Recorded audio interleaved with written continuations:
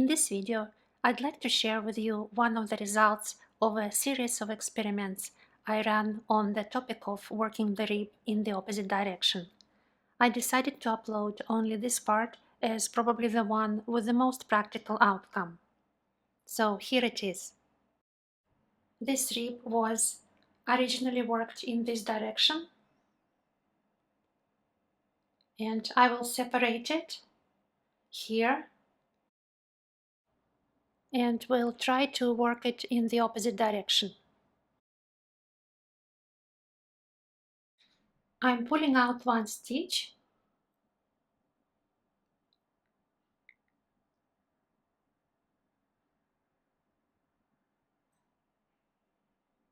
and I'm going to cut the yarn.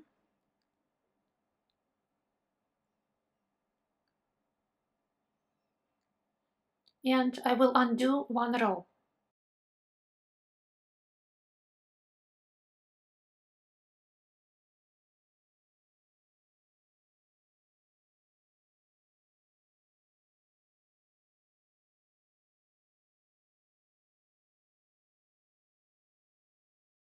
Just use my tapestry needle to assist.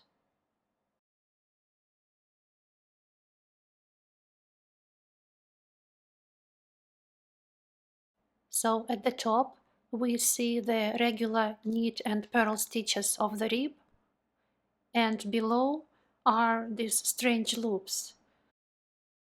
Here I separated already the two pieces and we can see the loops. They're not real stitches, but rather the two sides of the stitches positioned upside down. So my challenge was how to knit this rib in the opposite direction after I pick up the loops so that the transitional area is as little visible as possible. First, I transfer the loops onto a needle just as they are, without turning them in any particular way.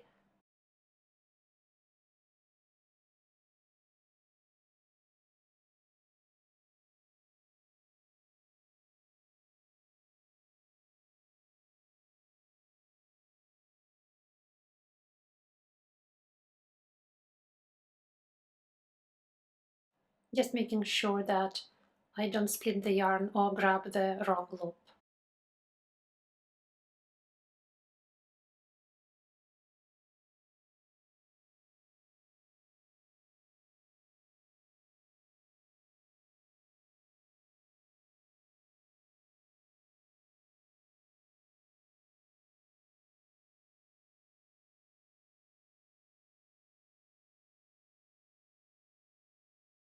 Okay.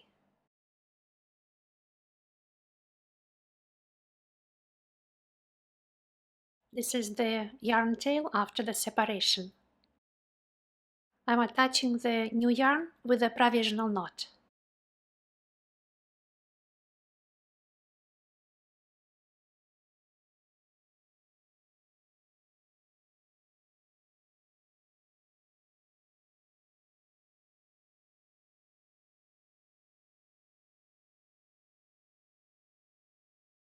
And move the knot closer to the beginning of the row. And now I'm ready to continue.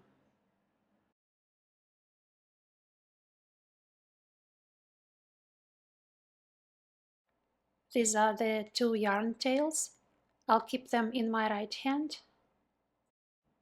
and the working yarn in my left hand, like this.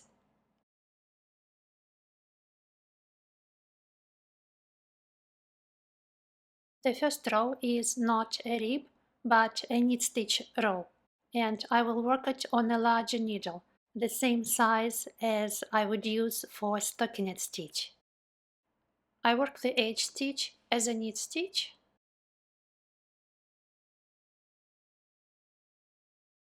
and then I'm going to pause for a moment so you can observe an upside down knit stitch column. This is it. And what I will do next, I will knit from right to left into the first loop of this column, like this.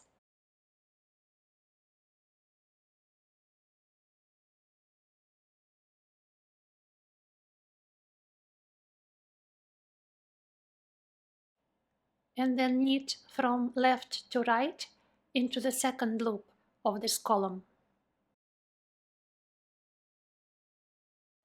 And then repeat, knit from right to left into the first loop of the upside down column, and from left to right into the second loop.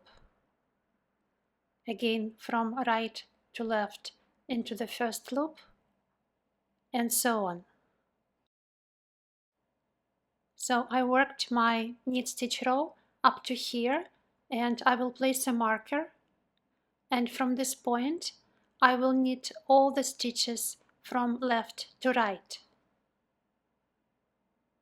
The same, left to right one loop and left to right another, and so on until the end of the row.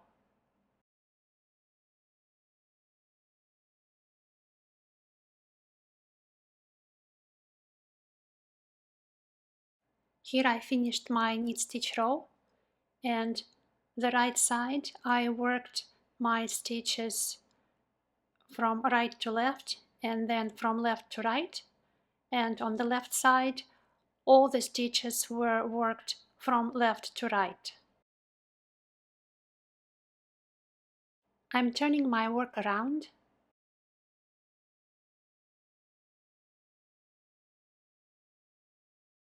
I'm switching from the knit stitch row back to the rib, and I will change my needle back to the smaller size, the one I used for the rib.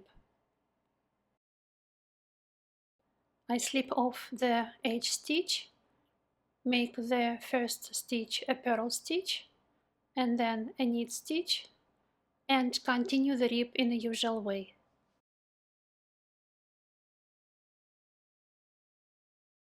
Knit stitches are formed from the left side loops of the upside down knit stitch columns, like this.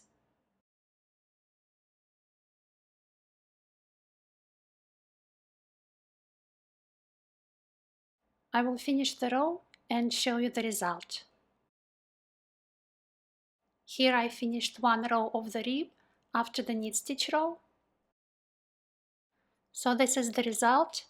On the left side you see the vertical columns sort of stop in this area, and the other one goes down, and the same here, one column goes up and the other one goes down. Or if you want to see a continuous column, you go sort of up, then shift to the side and then go up.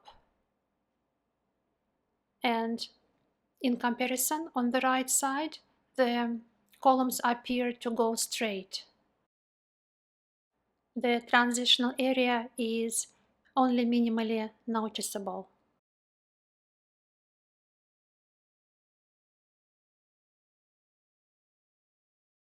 I thought this method to be an interesting way to create an illusion of the continuous rows, and it could be a useful solution in some cases.